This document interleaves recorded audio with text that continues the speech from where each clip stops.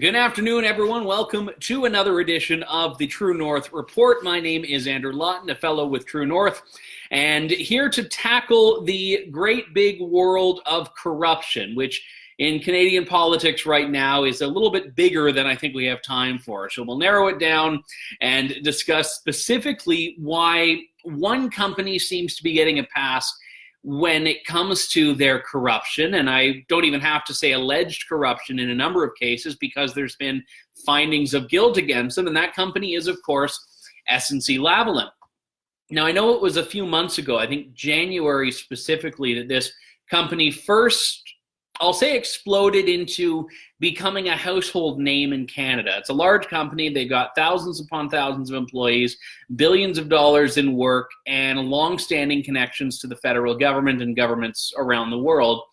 But I would say that it wasn't at the top of most Canadians' consciousness until January, until that infamous Globe and Mail story in which it was said that Jodi Wilson was the recipient of pressure when she was the Attorney General to offer a deferred prosecution agreement to SNC-Lavalin. And I think this started really a chain effect where 3 months later, everyone in Canada knows SNC-Lavalin, and not in a very positive light is that company discussed and known. But even with that, there still is a great deal that needs to be understood about why this company has been continuously given passes over its wrongdoing. And the story this week that I wanted to talk about in this context is the revelation of who, in fact, was on that famous list of 18 names of people who donated illegally to Canada's political parties, specifically the Liberals, and were reimbursed, again, illegally by SNC-Lavalin. Now, this was a scheme orchestrated by SNC-Lavalin, was operating between 2004 and 2009. And during this time, about $8,000 was contributed to the Conservatives illegally, and $110,000 was contributed illegally to the Liberal Party of Canada, to 4 Liberal riding associations, and also to Liberal leadership contests. I think 4 of those as well.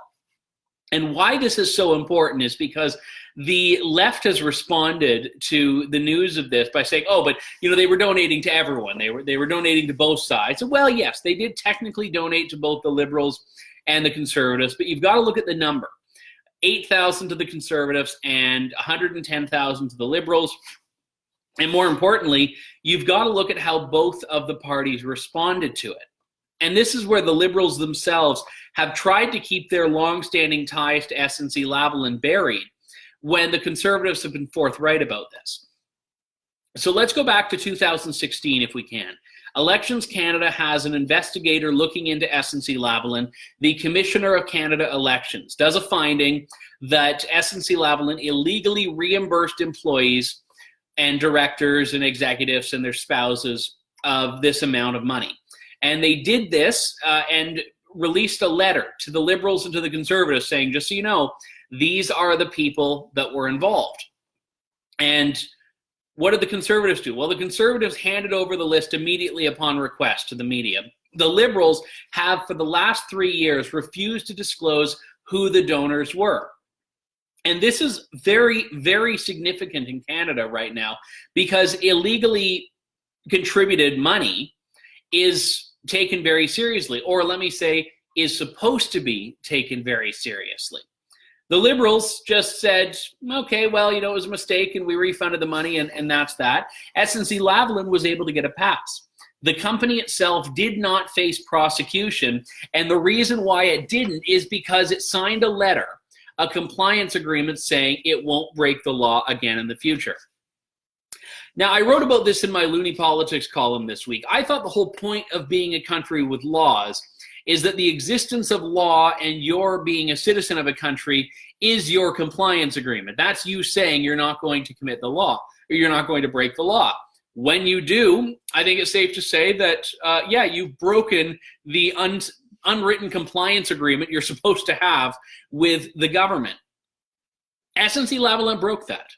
They broke that. They willingly subverted campaign finance laws. Corporate contributions to the political process have been illegal since 2004.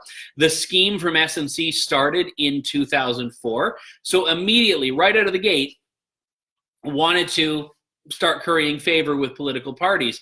And at the time, the Liberals were in power. But remember, the scheme lasted until 2009. Which means this wasn't just SNC sucking up to the party that was in power, although that would be bad.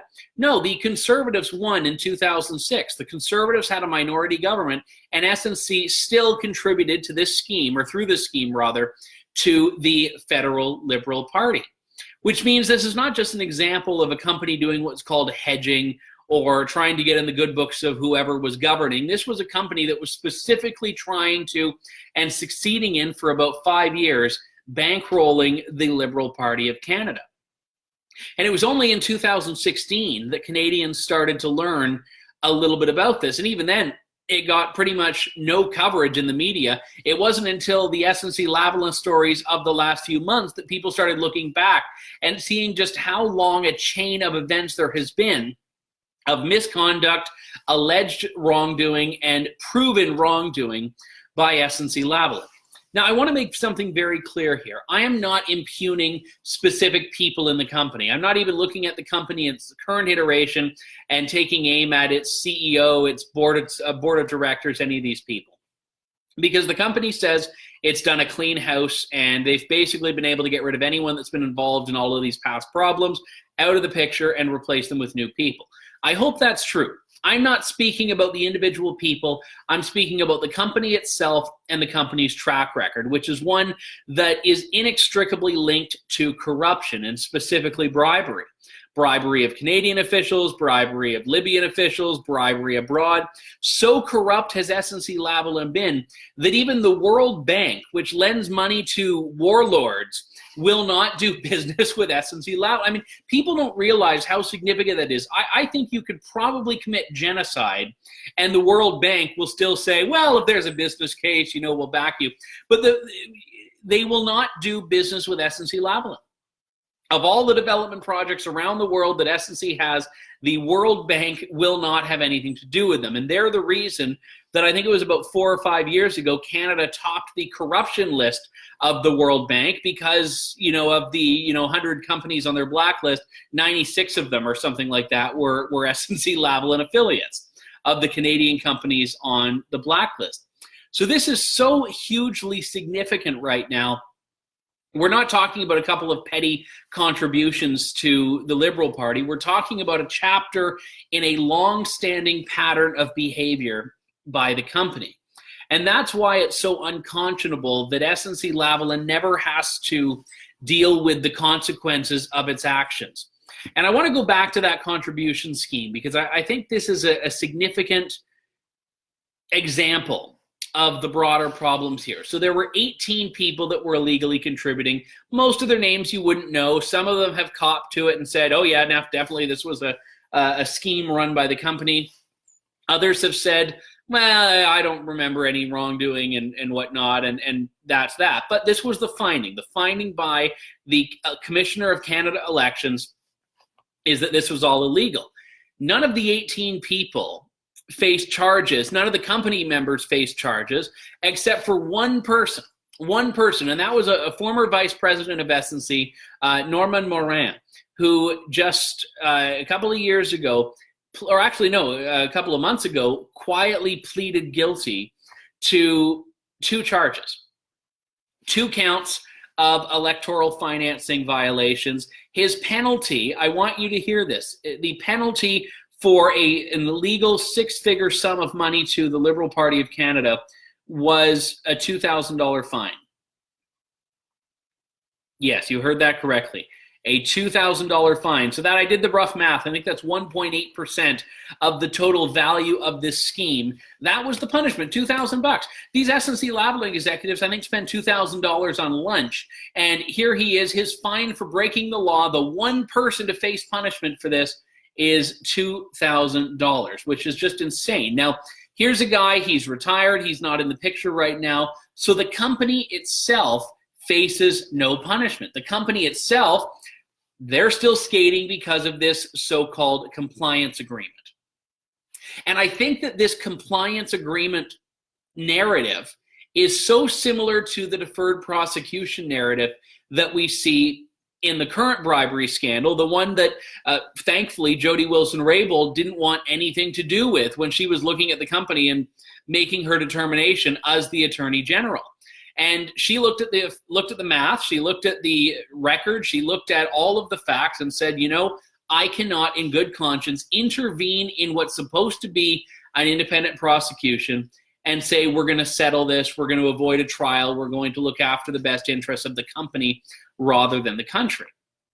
And we know the facts are very clear that that was not the position taken by the federal government. Justin Trudeau wanted to get her to keep thinking about it and rethinking about it and reconsidering until she changed her mind to his position.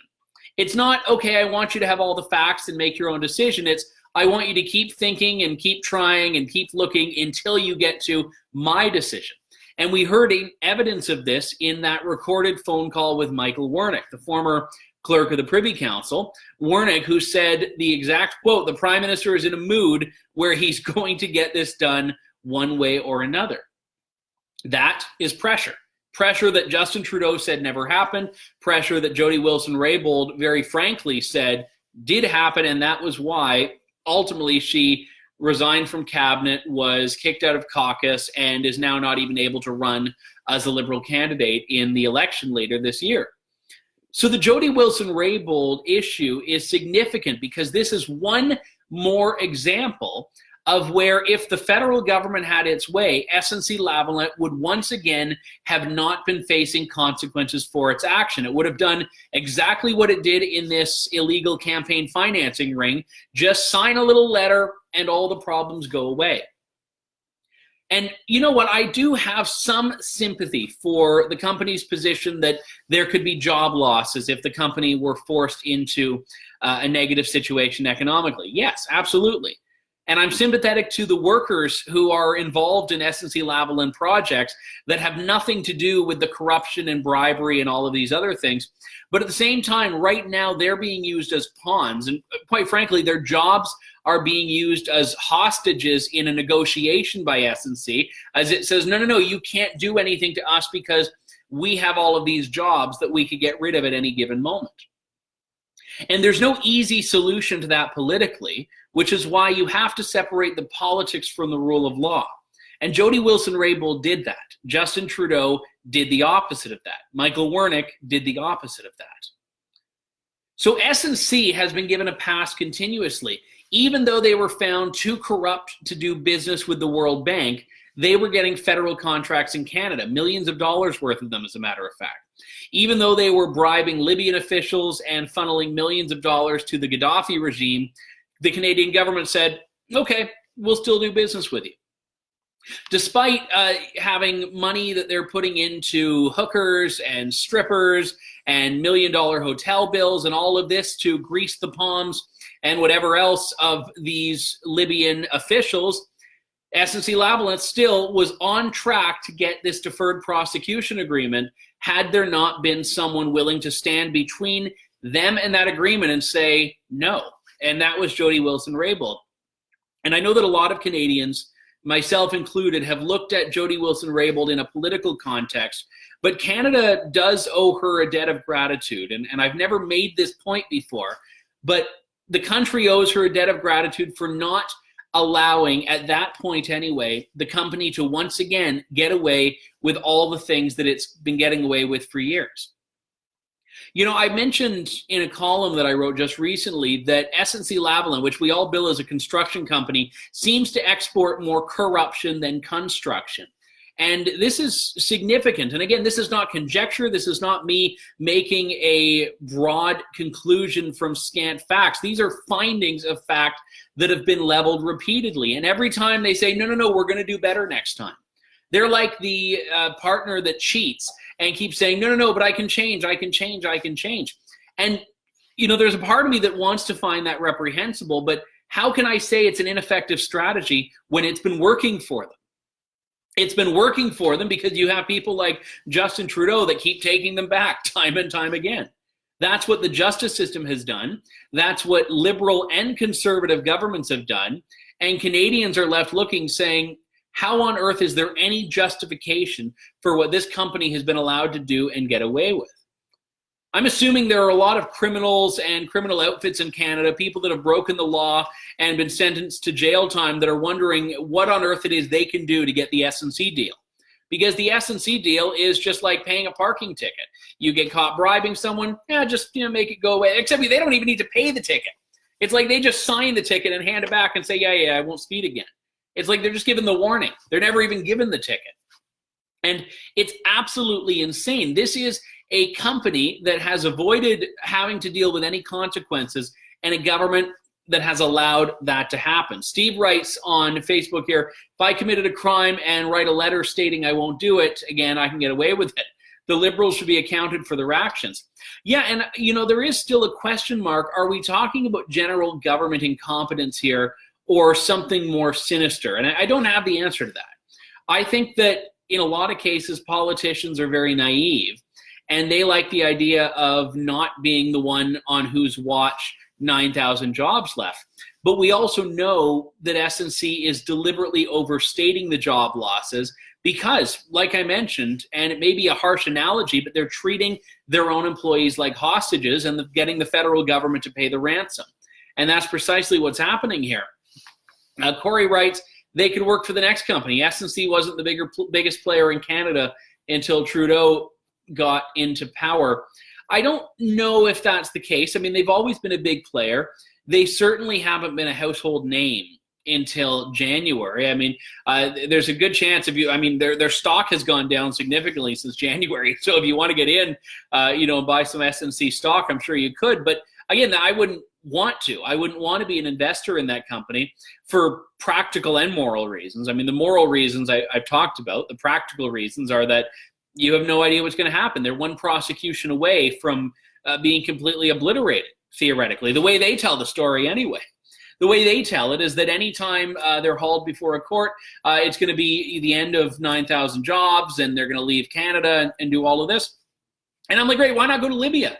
Like, if you want to conduct yourselves the way that Libyan businesses conduct themselves, then go to Libya.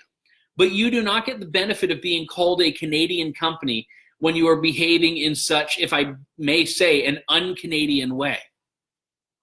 And again, I go back to the issues here being the lack of consequences, that they never have to pay the consequences of their actions. Very demonstrable, proven, and markedly wrong actions. And you can actually go right now onto, I think it's Industry Canada or Public Procurement Canada. I can't remember the name of the exact website. But there's a website where you can look at all the active contracts that SNC has with the federal government. And some of them are aid projects around the world. Others are domestic. And some of them are, for, $50,000. Others are for tens of thousands, hundreds of thousands of dollars. But it is millions on that list. And I don't want to make up a number, but I did a calculation not long ago and was amazed at just how much money there still is there that they're getting from the feds. And again, this is not just a liberal problem. This was also a conservative problem that I think Stephen Harper has to wear. But suffice it to say, it's wrong either way. And this is not specific to a particular partisan side of this. So where do we go from here? Well, for starters, you have to block them from bidding on federal contracts. I mean, at least for a time. Charlie Angus, who's a New Democrat member of Parliament, suggested, I think back in February, that they should be pulled off the roster, not allowed to bid on federal contracts. And I think that should have already happened. I mean, I'm not one of these people who looks to the World Bank and says, okay, we should follow their lead. But I do think that it's telling. If the World Bank is not wanting to do business with SNC, but will do business with like everyone else, I think a Somali warlord or something could probably get a loan to put in a pool from the World Bank, then we should certainly take it into consideration and question, why are we continuing to do this? And that would be the first step here of say, look, we've got to turn off the tap for at least 5 years while you guys get your house in order. And first off, that would prove that they're probably bluffing when it comes to the job loss issues, but it would also prove that Canada is willing to talk tough here. And I find it interesting that the left will, and specifically the Liberal Party of Canada, but the left more broadly, will always go after conservatives for being in bed with corporations, and conservatives are for big business. Well, it doesn't get much bigger business than SNC-Lavalin, and here we have long-standing ties between SNC and the Liberals, and a former SNC president who's on the board of the Trudeau Foundation. And I mean, these are all things that everyone knows right now that have not amounted to significant change in the way things manifest and the way that business is actually done. So I would venture a guess to say that most Canadians who have never heard of them before only know the negative. They only know the greatest hits of this company, but this is all accurate. These are all true details. And it's not to say they aren't capable of good construction. It's not to say they aren't capable of delivering a product on time, under budget. I mean, I'm sure they can. I'm sure they do lots of great work. But you cannot take that and extract it from all of these other ethical issues and view it in isolation. You have to look at the company in its totality. And at the very least, you have to start putting some consequences down. If a giant multi-billion-dollar corporation is able to get away with things that I couldn't get away with a fraction of, there would be a problem. Just imagine that, for example. Whenever and I ran as a candidate, and I know the laws are slightly different provincially to federally, but the idea of a corporate ban exists in both. When you donate to a political party, you have to give a check in your name, and you have to fill out a form. And on that form, you have to say, I hereby attest that, I'm making up the words, but the sentiment is true, that I'm donating through my own personal funds, not company funds, and not to be reimbursed by a company or anyone else. So I couldn't donate the maximum and then give you some money to donate the maximum as well. And I couldn't donate the maximum and then write it off as a business expense to some corporation that I own, small or large. So if I, as an individual person, would be in violation of the law, and you better believe they would come down on me if they learned about it for doing this, then you better believe that SNC-Lavalin should as well. And it's not to say that Elections Canada is just this excessively permissive body. It's not at all. And take a look, and I know Christy Blatchford in the National Post made this point, take a look at Dean Del Mastro. Dean Del Mastro, a member of parliament, he was at one point the parliamentary secretary to Stephen Harper, very good guy. He screwed up in his 2008 election campaign. He overspent. And he had a very plausible explanation for it, which you can read up if you care to delve into the story further. But he had a very plausible explanation. Even if he was wrong and he knew he was wrong, his was $24,000 that he overspent. And what did he get for that? He got jail time. He got jail time for it. SNC-Lavalin, a sophisticated scheme involving 18 people, six-figure sums, spanning years, and not a single person goes to jail over it. The only person who's punished, I remind you, a $2,000 fine. Now, you may say that Dean Del Mastro got what he deserved. Fine. If you think he got what he deserved, then surely someone in SNC-Lavalin should have had to pay more for what that company did. If you think that Dean Del Mastro was treated too harshly, fine. Then you still have to look at the inconsistency that exists in the way these things are dealt with. Same as Michael Sona, or the one that everyone calls Pierre Poutine. I mean, there were a lot of holes in that case. Full disclosure, I know Michael Sona. I've known him for several years. I've never talked to him about this case, so I'm speaking solely on media reports here. But here's a guy who, again, served jail time, and I think it was months plural, behind bars for a conviction stemming from elections issues. So it's not that we are lenient in the way we view election violations of electoral law. It's that we are selectively lenient, selectively strict. And if you have SNC in your name, you get the lenient side. I mean, an affiliation with SNC honestly seems to be a get-out-of-jail-free card whenever you are going through all of these things. Bob writes, did SNC-Lavalin also make illegal contributions to the Conservative Party? Yeah, and I mentioned this earlier, Bob. You might not have tuned in yet, so thank you for asking. $8,000. $8,000 compared to $110,000 to the Liberals. Again, this was brought to the attention of the Conservatives and the Liberals in 2016. The Liberals have tried to hide the names of the people involved, whereas the Conservatives immediately handed over upon request the list of people that were involved and said, yeah, we don't want anything to do with this. So there was a very significant disparity, not just in the sums donated to the two parties, but also the way that those parties dealt with it.